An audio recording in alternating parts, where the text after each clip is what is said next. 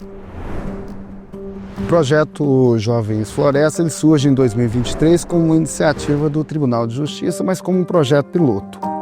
E, inicialmente, o projeto consiste na construção de viveiros em unidades socioeducativas para a produção de mudas, com uma ação de educação ambiental, de capacitação junto aos jovens em vulnerabilidade que estão nessas unidades.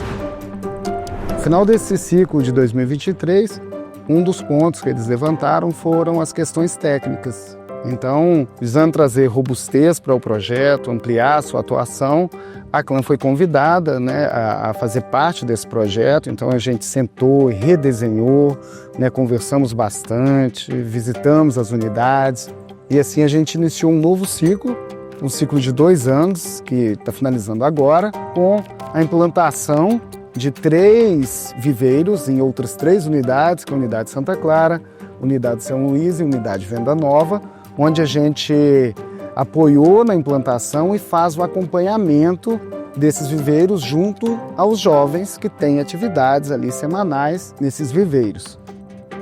Uma outra preocupação é a capacitação desses jovens de uma forma mais intensa. Então, para fazer essa capacitação, nossos especialistas elaboraram um curso sobre o plantio de mudas, mostrando todas as etapas.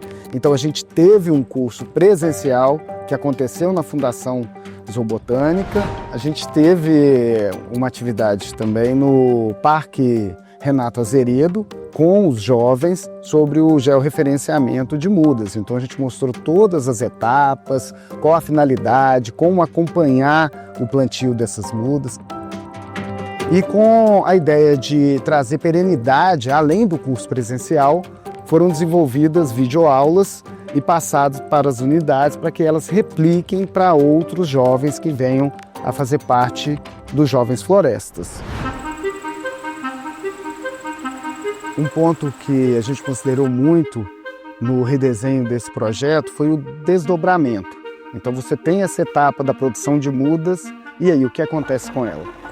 Então, a fim de mostrar na prática, de trazer para o projeto todas as etapas da recuperação de uma área degradada, de arborizar a cidade, a gente se comprometeu naquele momento lá atrás, quando a gente assinou o termo, de plantar 1.500 mudas em Belo Horizonte.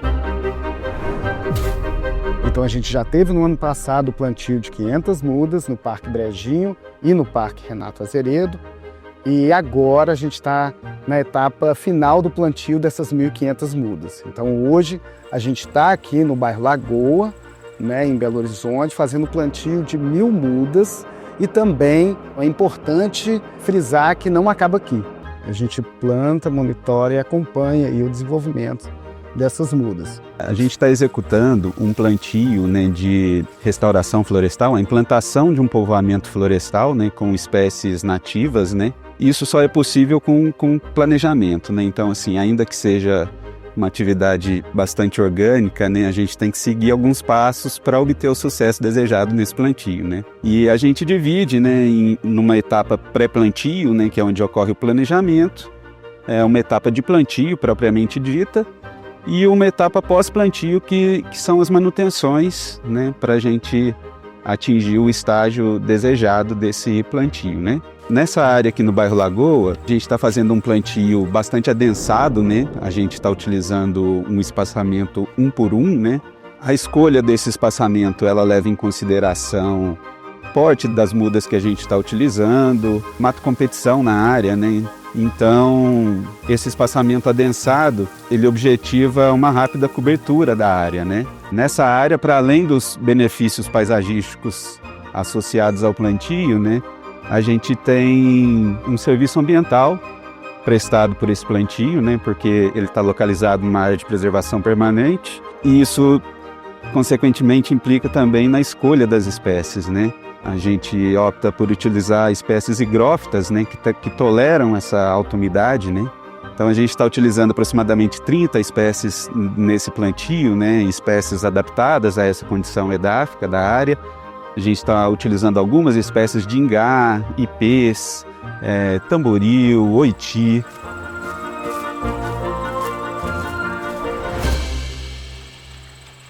O primeiro processo é a visita técnica. A gente vem e faz, se a área está apta para plantio, o solo. A área estando apta, a gente vem, faz a limpeza, né?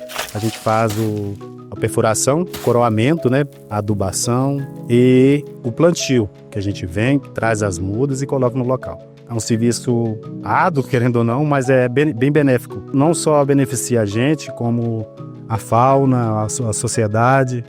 É um serviço bem gratificante. Essa área, né, que foi escolhida para o plantio, né, não diferente de outras áreas verdes de Belo Horizonte, ela possui uma série de fatores de degradação, né, associados a essa área, né? Então você tem o descarte de resíduos sólidos, você tem presença de animais, a população do entorno utiliza essa área como circulação, né?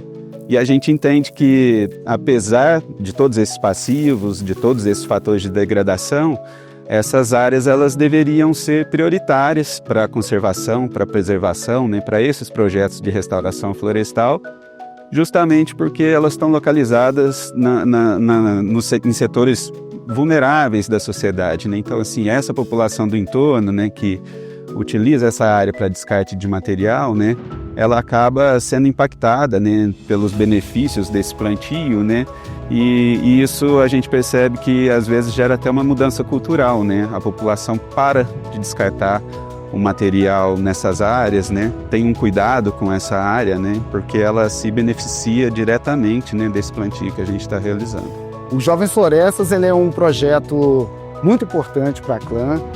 Ele vai muito de encontro com o propósito, né, da empresa, foi muito pensado também nesse sentido, em estar em consonância com o que a gente quer, né? Ele é um projeto que ele tem uma pegada social muito forte, que é essa capacitação dos jovens, que é plantar essa semente, criar essa consciência e também um foco ambiental igualmente forte quando a gente ajuda a restaurar uma área degradada, quando a gente vem arborizar a nossa cidade.